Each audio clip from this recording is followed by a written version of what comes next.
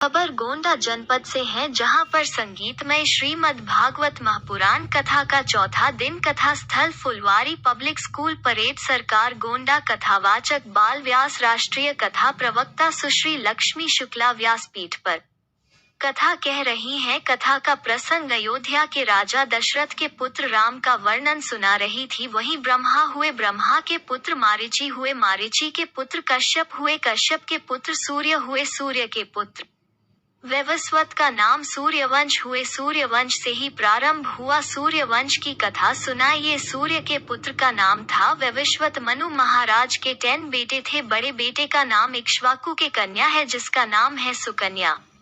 सुकन्या का विवाह। आइए राजा अम्बरीश की कथा। पंडाल में भारी संख्या में महिलाएं, बच्चे, बुजुर्ग, भक्तगण कथा सुन रहे थे। कथा का ले रहे थे आनंद। पुरोहित पवन कुमार तिवारी, आचार्य श्याम प्रकाश शास्त्री, कथा के मुख्य यजमान वीर विक्रम सिंह व पत्नी मालती सिंह। आरती के बाद प्रसाद का हुआ वितरण। ब्रह्मा हुए, ब्रह्मा के पुत्र मारीच हुए, मारीच के पुत्र कश्यप हुए, कश्यप के पुत्र सूर्य हुए, और सूर्य के पुत्र वास्तविक नाम है विशान। सूर्यवंश इन्हीं से प्रारंभ हुआ।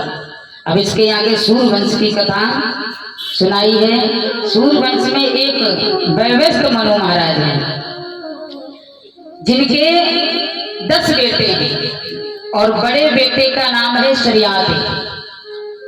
शरियात के यहाँ एक कन्या है जिसका नाम है सुकन्या। सुकन्या का विवाह। इसके आगे अम्बरीश की कथा आती है, जो राजा अम्बरीश की कथा है। अम्बरीश ही भगवान का बहुत बड़ा भक्त था।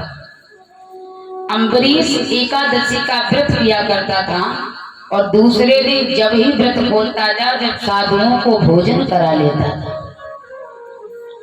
एक दिन उसने भोजन पर सभी साधु बुलाए, दुर्वासा ऋषि को भी बुलाया। कभी कभी ऐसा होता है कि द्वादशी कुछ ही घंटों की होती है तो त्रयोदशी लग जाती है, और त्रयोदशी लगती है तो द्वादशी में व्रत खोलना त्रयोदशी में अनिवार्य होता है। तो उसी समय कुछ ही क्षणों के बाद त्रयोदशी लग गई। अम्बरीश ने ब्राह्मणों से पूछा कि अब व्रत खोल दिया जाए क्या? ब्राह्मणों ने कहा आप एकादशी का व्रत खोल सकते हैं। और दुर्वासा स्नान